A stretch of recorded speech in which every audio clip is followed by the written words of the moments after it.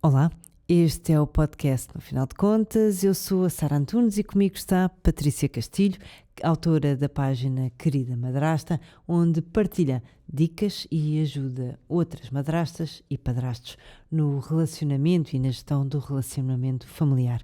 A conversa de hoje é precisamente centrada nas famílias reconstruídas e nos desafios que os novos modelos de família nos trazem. Bem-vinda, Patrícia, obrigada por ter aceitado o nosso convite. Obrigada. Começo por lhe perguntar se tem uma noção, se há dados de quantas famílias reconstruídas existem atualmente. Sim, temos dados, portanto, quando o INE fez os censos, nós aí conseguimos ter uma noção do número de famílias constituídas, que na altura eram mais de 120 mil. E depois também, a nível de famílias monoparentais, estamos a falar de quase 580 mil famílias. Mas se formos a ver o potencial que existem em termos de estas famílias monoparentais refazerem no fundo as vidas, os adultos refazerem as vidas, temos aqui um enorme potencial de surgirem mais madrastas e padrastos.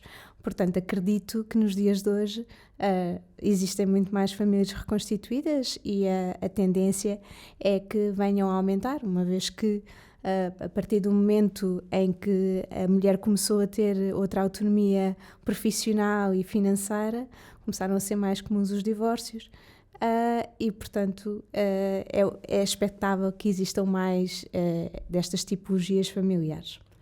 Portanto, foi a liberdade financeira das mulheres que abriu uma nova, por assim dizer, novas possibilidades de modelos familiares?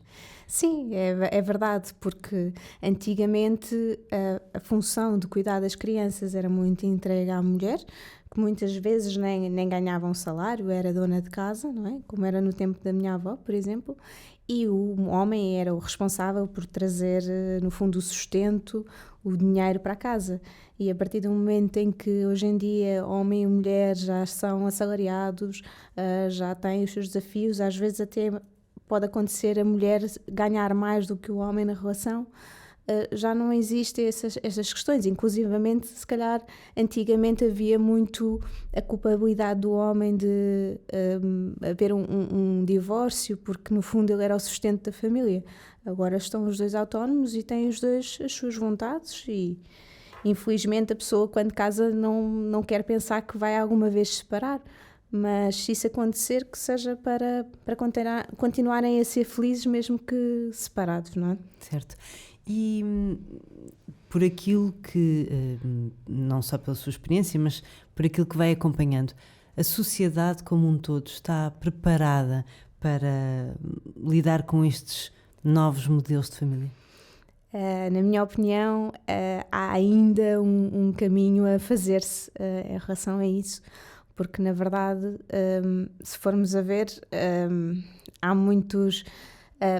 há várias temáticas, desde das escolas à lei, que precisam de ser trabalhadas. Mas vamos pensar numa coisa muito prática.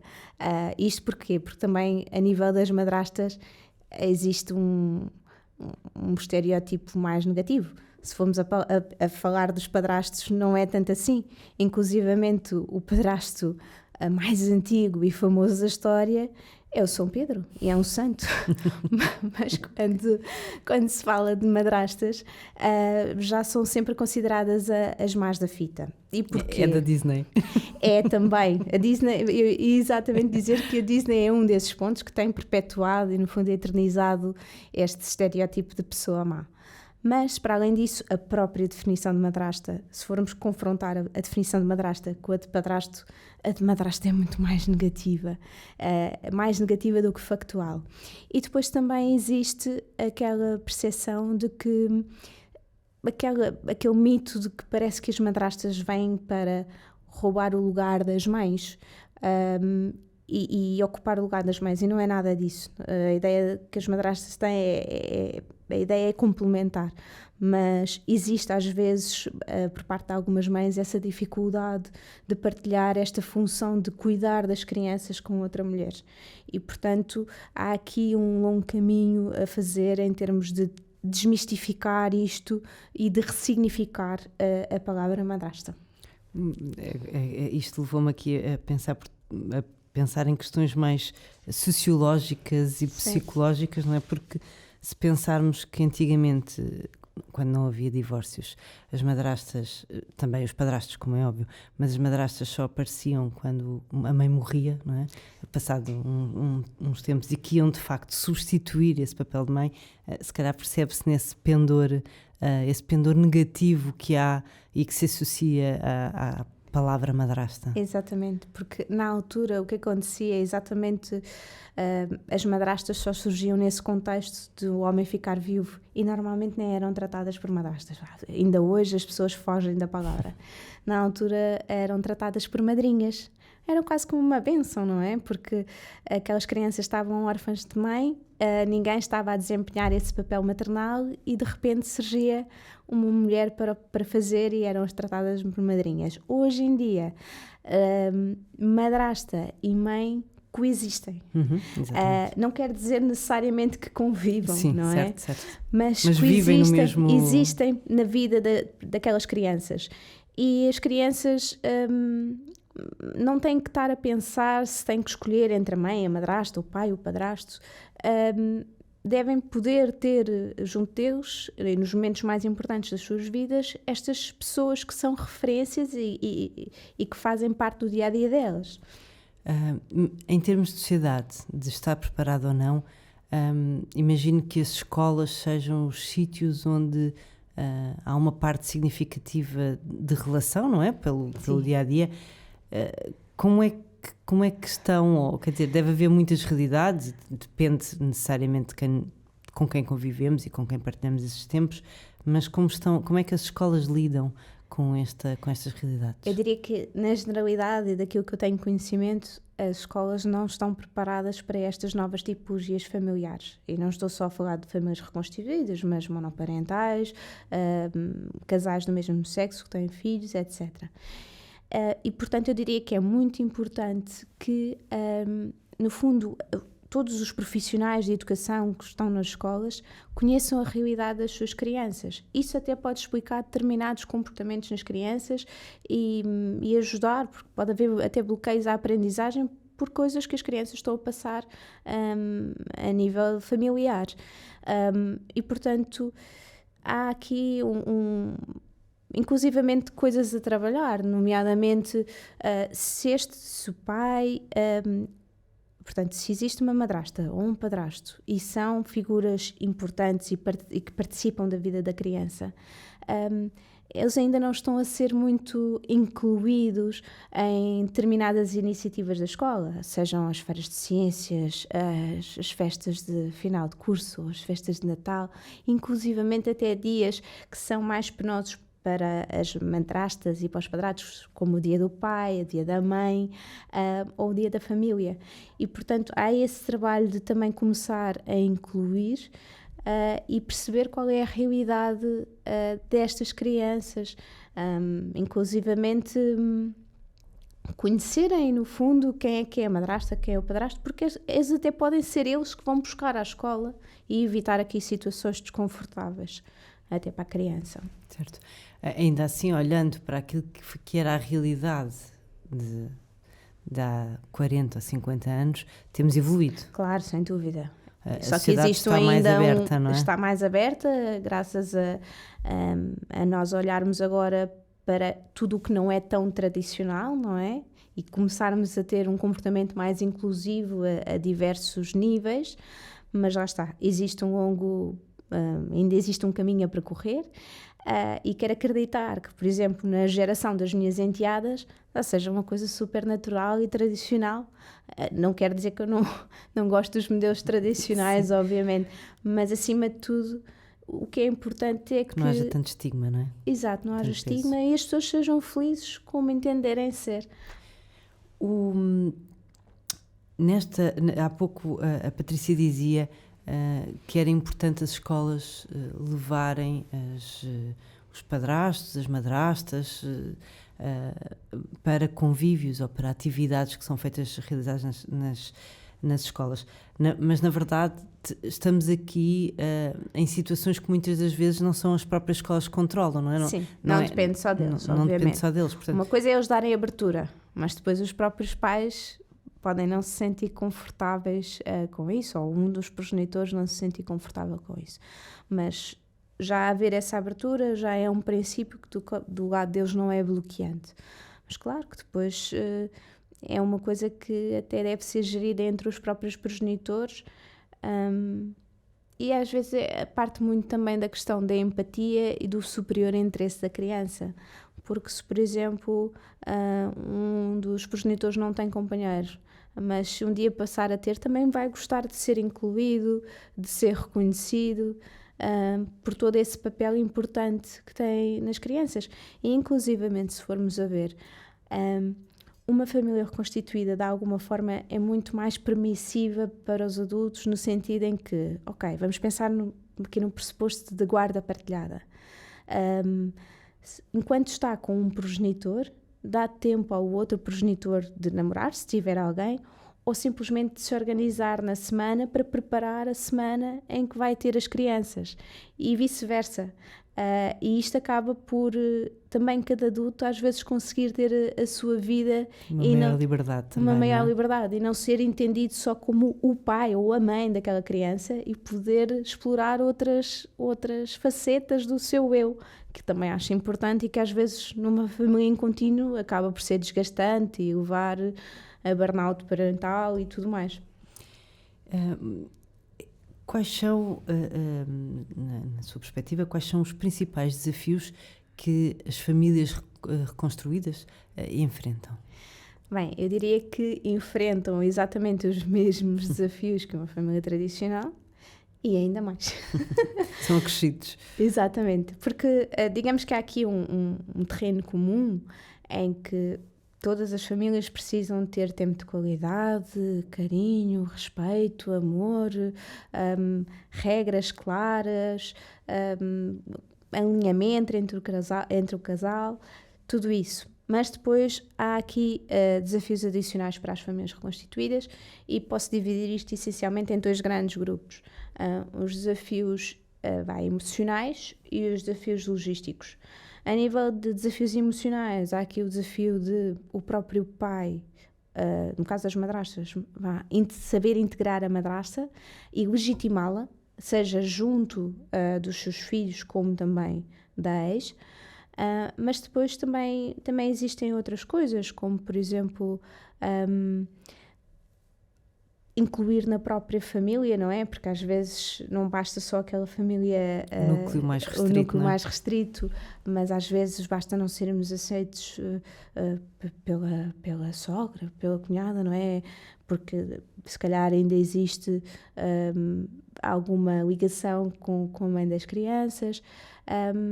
É também saber estabelecer, no fundo, diferenciar as questões parentais das questões conjugais, não é? Porque uma coisa é as pessoas enquanto são marido e mulher ou ex-casal, e outra coisa é têm agora em comum e vão ter sempre em comum as crianças, e portanto é importante que saibam diferenciar isso e ter em conta o seu superior interesse, ou o seu superior interesse das crianças.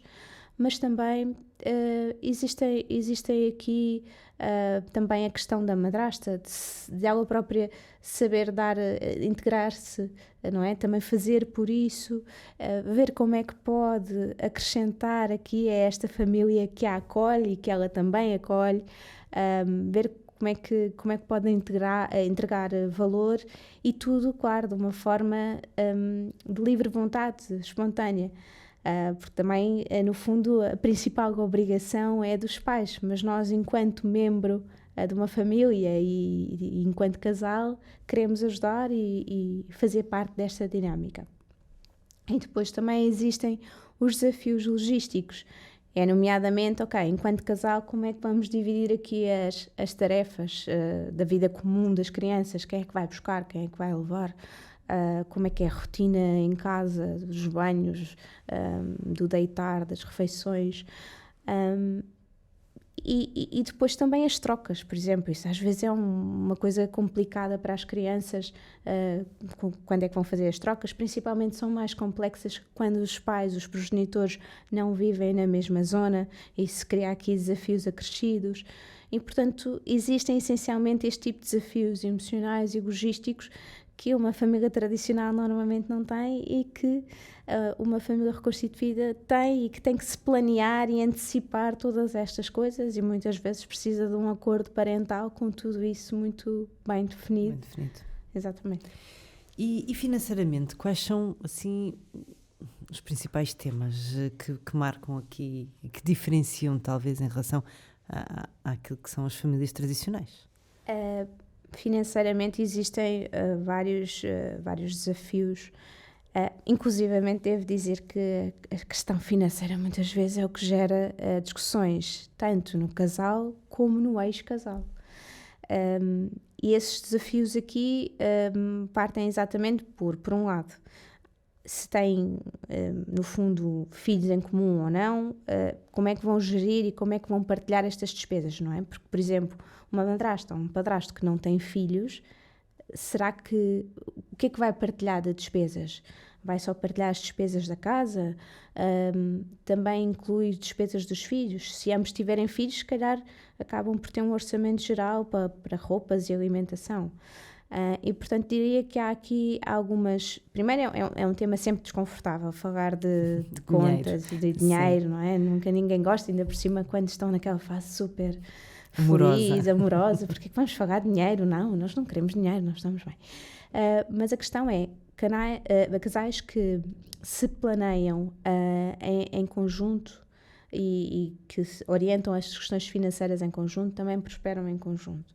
E, portanto, diria que é preciso ter aqui alguns cuidados, nomeadamente terem esta conversa, perceberem o que é para partilhar em termos de despesas e o que é que não é para partilhar, terem isso claro, mas depois coisas muito pragmáticas, como cada pessoa deve, por exemplo, ter a app do seu banco no telemóvel. Isso ajuda-nos a ter assim mais debaixo do olho despesas, porque algumas até são débitos diretos, a pessoa não está a contar e convém ter ali tudo à mão. Depois, diria que cada um deve ter a sua conta individual, porque continuam a ter, muitos deles têm que prestar contas ou partilhar contas com o ex relativamente às questões de educação das crianças e têm que partilhar despesas e, portanto, cada membro do casal deve ter a sua conta, mas depois é interessante ter uma conta conjunta, de preferência sem despesas, porque muitas vezes cada um tem o seu ordenado domiciliado nas outras contas, portanto, para não ser aqui um encargo acrescido, mas nessa conta, de alguma forma, irem transferindo para lá o dinheiro que acordarem, no fundo, carregarem a conta, onde dessa conta saem as despesas para gerir a casa.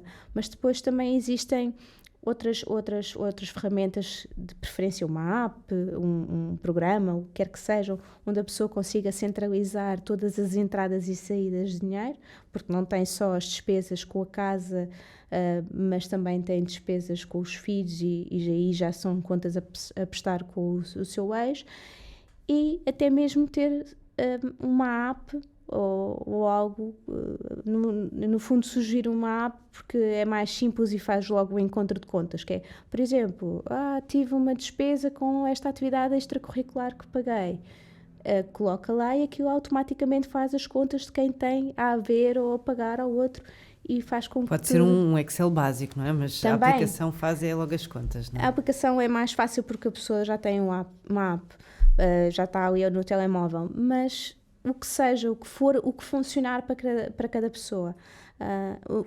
Permite fazer isso, porque muitas vezes os casais que já se separaram já não têm contas em comum, então isto permite fazer essa gestão mais rigorosa. E como é que se faz e como é que se gera um orçamento que implica, na verdade, partilhas diversas, porque, na verdade, quando há filhos, estamos aqui a pensar em famílias reconstruídas com crianças à mistura, não é? Que há outra parte, não é? O progenitor do outro lado. Portanto, há aqui diversas partilhas. Como é que se gera um orçamento no meio destas dinâmicas?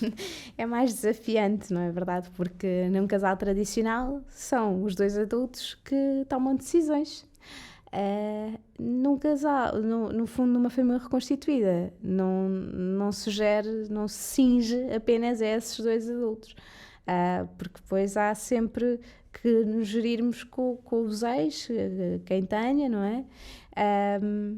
E, portanto, há aqui várias coisas, estamos a falar de questões financeiras, mas, por exemplo, até a questão das férias, que a pessoa tem que planear para marcar, e quanto mais rápido decidir, melhor, porque poupa mais dinheiro e tudo, mas isso tem que ser coordenado. O calendário é preciso ser discutido, não é? Exatamente, às vezes até para simplificar, por exemplo, pode-se decidir que nos anos pares é o pai que tem primazia a decidir e nos anos ímpares a mãe, por exemplo. Mas isto, claro, se esta família reconstituída tem, no fundo, filhos de um lado e filhos do outro, é preciso que tudo encaixe e tudo concilie. E há desafios, obviamente, porque cada um, ou seja, é importante que cada um saiba gerir o seu orçamento individualmente e saiba, no fundo, tenha presente quais são as responsabilidades de cada um, mas que depois também saibam gerir em conjunto e coordenar, no fundo, toda esta coreografia que é precisa, porque não são os únicos a tomar decisões. Se há coisas que, por exemplo, da vida, no fundo, diária da criança, que é o casal que está com as crianças, decide. Por outro lado, há outras coisas em que os pais são soberanos e são os únicos que decidem. E estamos a falar aqui da escola que vai frequentar, se vai ter, que tipo de educação religiosa vai ter ou não vai ter, médicos, cirurgias, e portanto há que também ter muito claro o que é a missão, no fundo, o que é que a madrasta pode intervir e não pode intervir, e o que é a responsabilidade. Os papéis têm que ficar bem definidos, não é? Sim, é isso basicamente. Pronto, e no fundo a questão financeira é mesmo muito importante para manter tudo equilibrado. As decisões são mais difíceis neste tipo de famílias? Ou seja, tomar uma decisão pode ser mais demorada e mais difícil de tomar? Sim, normalmente sim. Digamos que eu diria que o melhor presente que pais que se separam podem dar aos seus filhos é um bom divórcio, porque também ter pais que discutem sempre, isso pode ser traumático para uma criança, mas se eles perceberem que no fundo já não existe amor, mas que existe respeito e que entendem por si divorciarem-se, isso é o melhor presente que podem dar, mantendo uma relação respeitosa, no fundo, cordialidade, manterem a comunicação e terem sempre presentes os interesses da criança, tudo isso ajuda. Claro que se não há esse alinhamento e se no fundo o divórcio não correu tão bem, se há, por exemplo, estilos de parentalidade diferentes, todas essas questões podem criar mais desconfortos e haver mais conflitos. Portanto, o que é de esperar é que estes adultos, que são os adultos da relação face às crianças, consigam superar aqui algumas questões emocionais que possam ter, sendo mais racionais e tendo sempre em vista o que é melhor para as crianças. Vamos falar aqui também, continuar aqui no tema de dinheiro e financeira. Exatamente. Há várias questões, até que às vezes nos chegam, que estão relacionadas sobretudo com heranças. Que cuidados é que as pessoas que reconstroem, não é reconstituem, é reconstroem a sua vida amorosa e familiar, que cuidados é que devem ter quando há questões de heranças a haver? Mas isso é outro assunto que ninguém gosta de falar, não é? Mas que é importante, não é? Até porque se for à partida, e se isso ficar, parece-me, ficar determinada à partida, reduzem muitas dores de cabeça posteriores, sim, não é? Reduz, dá uma sensação de segurança ao casal, não é? E reduz aqui a ansiedade em relação aos temas. Mas lá está, é um tema, se a pessoa vai falar de heranças, se pressupõe que alguém morreu, e ainda mais quando o casal está normalmente no período inicial e um período feliz, é anticlimático e até mórbido falar dessas coisas. Mas se pretende uma relação séria e duradoura, é bom que estas conversas se tenham no início, para ver se estão alinhados, como é que querem gerir essa questão. E tudo isto tem imensas nuances, porque podem ter ambos filhos dentro do casal ou fora do casal, ou um ter e outro não ter. Portanto, isto tem aqui diversas combinações, digamos assim. Cada família deve chegar à solução que lhe fizer mais sentido. Por exemplo, coisas que podem ser tidas em conta para, no fundo, decidir como é que é a questão das heranças. Tentativamente, espera-se que os adultos, no fundo os progenitores e os adultos destas famílias, tentem fazer uma divisão o mais justa possível. E acontecendo isso, inclusivamente, podem fazê-lo em vida e salvaguardarem-se com o usufruto. Nomeadamente estamos a falar em casas e imóveis, exatamente. Por exemplo, eu já sei que esta casa, porque às vezes o que acontece é que quanto mais património existe, mais discussões existem, e quanto mais dependentes, mais difícil é. Portanto, se por exemplo em vida definirem, esta casa vai para o A, esta casa vai para o B, mas mantém o usufruto também, no fundo protegem-se que no fundo os filhos ou enteados vendam a casa e ficam todos protegidos, não é? O pós e o exatamente, e fica tudo definido e conversado em vida. Não há questões de mas o pai ou a madrasta disseram, fizeram acontecer, está tudo claro.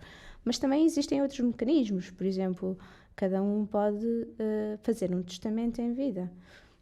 É claro que depois, para fazer testamento, existem algumas despesas para fazer, ou sempre que haja alterações também. Mas existe um local único onde é registado e, portanto, qualquer pessoa, na altura da habilitação de herdeiros, pode ir ver se há algum testamento que tenha sido deixado. E, portanto, depois há outros casais que se gerem de uma forma diferente. Vamos pensar um casal que tem, por exemplo, um já tem um filho e depois tem um filho em comum. Às vezes há casais que optam mesmo por, apesar de viverem juntos, não casarem, não oficializarem uma união de facto e assim, no fundo, simplificarem e tornarem mais linear qualquer separação ou partilhas que tenha que existir, porque no fundo contas, património, está tudo separado e não está no nome dos dois. Agora, há tantas nuances, falando das crianças, dos patrimónios que são comuns. Por exemplo, o meu pai já faleceu e eu, como sou filha única, eu acho que isso facilitou muito. No fundo, eu e a minha madrasta dividimos as coisas pelas duas de uma forma muito pacífica. Mas eu acredito que, por exemplo, se o meu pai tivesse outro filho, já não seria tão pacífico, seria mais difícil de fazer isto. Porquê? Porque, no fundo, os modelos tradicionais automaticamente, quando um falece, metade é para o cônjuge e a outra metade é dividida pelos filhos. Aqui, no meu caso, foi metade. Mas, por exemplo, quanto mais filhos, quer dizer que, por exemplo, automaticamente uma metade fica maior, para a mulher, que pode não ser a mãe destas crianças, não é? E depois a outra metade é dividida por 2, 3, 4 filhos. Então, na minha opinião, isto funciona no modelo tradicional porque aí os pais são ambos pais daquelas crianças. A herança, portanto, mais no cedo fim ou mais tarde... vai parar àqueles herdeiros, não é? Certo. Mas no caso das famílias reconstituídas, é possível que coisas que estavam há muito tempo na família saiam da família. E, portanto, eu sou mais apologista que nestes casos herdeiros deviam ter partes iguais, independentemente se são filhos ou se é mulher. Claro que todos devem ser salvaguardados, mas diria que em partes iguais. Portanto, aí lá está, mais uma coisa que se calhar a sociedade precisa de estudar perante estes novos modelos familiares. E ainda sobre dinheiro, outras questões que surgem na sociedade várias vezes têm a ver com gestão financeira e contributos, não é? Contributos de parte a parte. Como é que é possível e o que é que se deve fazer para garantir que há uma justiça financeira naquelas relações? Neste caso tem mais a ver com divórcios e crianças, não é? Como é que se garante isto? Lá está. As relações são feitas de pessoas e é mais fácil ter estas conversas que parecem um bocado chatas ou anticlimáticas no início da relação, porque nessa altura em que está tudo bem é muito mais fácil conversar e definir à partida do que quando as coisas, que infelizmente podem dar pouco para o torto, não é? Como se costuma dizer tradicionalmente, e aí é muito mais difícil, não é? Tanto que às vezes há relações que chegam a momentos litigiosos. Portanto, embora não seja a conversa mais interessante, é uma conversa necessária, como já referi ao longo da nossa conversa. É importante ter estas conversas e definir para garantir aqui, no fundo, regras. O que é que cada um tem que contribuir, como é que vamos dividir, para que tudo possa fluir melhor e trazer paz ao casal e no fundo, clarificar aqui zonas cinzentas. Portanto, claro que depois somos humanos, temos as nossas emoções, mas se formos pragmáticos e fizermos isto no início da relação, acho que é também uma prova de confiança e de que estamos a levar isto a sério, que estamos a alinhar-nos, não é depois ao longo que é mais difícil, certo. Não é? A Patrícia, ao longo desta conversa, já deixou aqui várias dicas e várias coisas que colocam as pessoas a pensar quando estão nestas situações. Mas para quem está agora a pensar em reconstituir família, quais são os cuidados que a Patrícia dirá que devem ter, máximos, e se há sítios onde possam recorrer para algum tipo de apoio?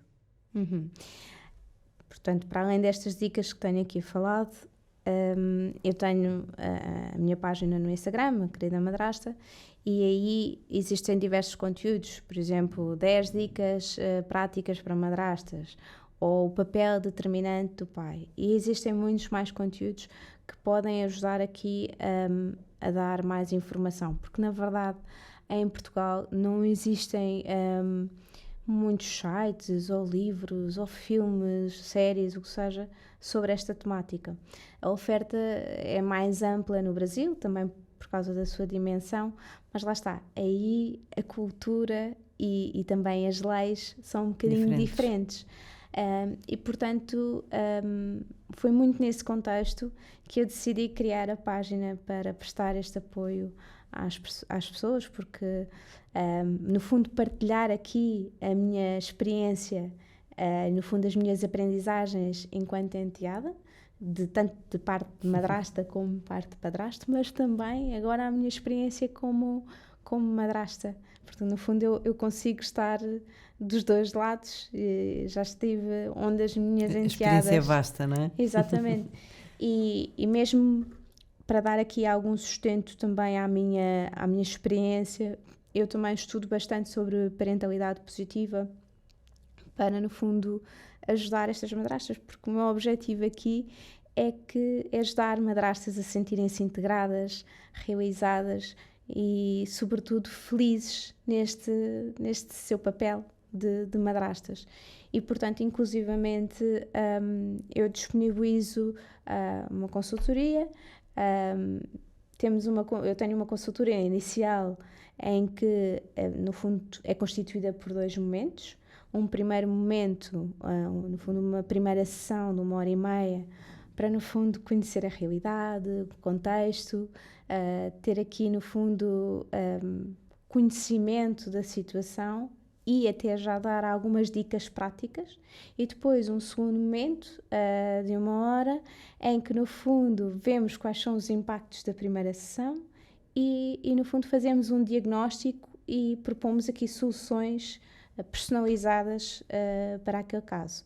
Depois, quem quiser um acompanhamento mais regular, eu disponibilizo uma consultoria de continuidade e, portanto, quem tiver interesse ou necessidade pode-me contactar pela página.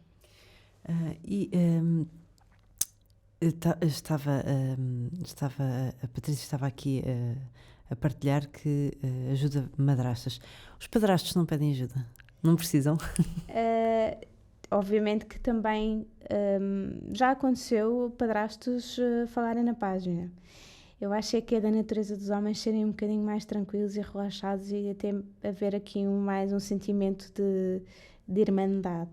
Mas claro que às vezes não é fácil ser padrasto. Eu comecei por dizer que normalmente é mais fácil ser padrasto, até o São José mas também obviamente há desafios e há desafios muito parecidos. Às vezes basta, por exemplo, o pai ter ciúmes de um homem que surge na vida da mulher, ou até, por exemplo, a mulher ter só rapazes e sentirem-se protetores. Nós é que somos os homens da nossa mãe, não precisamos mais nenhum homem aqui. Portanto, há obviamente desafios. Também há desafios do outro lado. Sem dúvida. Só que normalmente, lá está, existe um estigma maior em relação às madrastas. De qualquer forma, na página, apesar de ser mais focada nas madrastas, o foco não é só aí, é nas famílias reconstituídas e, portanto... São todos bem-vindos, não é? Sim, inclusivamente esta consultoria pode ser feita em casal. E imagino que estas famílias tenham conflitos ou potenciais conflitos superiores às famílias tradicionais por todas as dinâmicas possíveis e imaginárias. Para a resolução destes conflitos, o que é que podem fazer ou o que é que devem fazer? Idealmente, o casal ou ex-casal deve conseguir articular-se entre si para resolverem esses conflitos, não é? Comunicando de uma forma racional e tendo sempre em conta o superior interesse das crianças. E inclusivamente deve existir um documento para regular o poder parental, no fundo, onde estão todas as regras, seja, por exemplo, como é que se fazem as trocas, como é que é, por exemplo, a questão das férias. Por exemplo, podem até ter definido que nos anos pares é o pai que decide primeiro e nos anos ímpares é a mãe, por exemplo. Portanto, aí, no fundo, é o documento pelo qual se devem reger. Mas, por vezes, lá está, somos humanos e nem sempre é possível ter um bom divórcio, que é, no fundo, aquilo que eu digo que é dos melhores presentes que se podem dar aos filhos quando os pais se separam.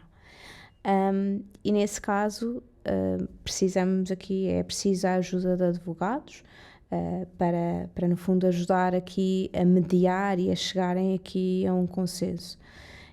Se ainda assim, com a ajuda de advogados das duas partes, não chegarem a consenso e tivermos aqui um divórcio litigioso, assim será e obviamente que ela está preparada para isso.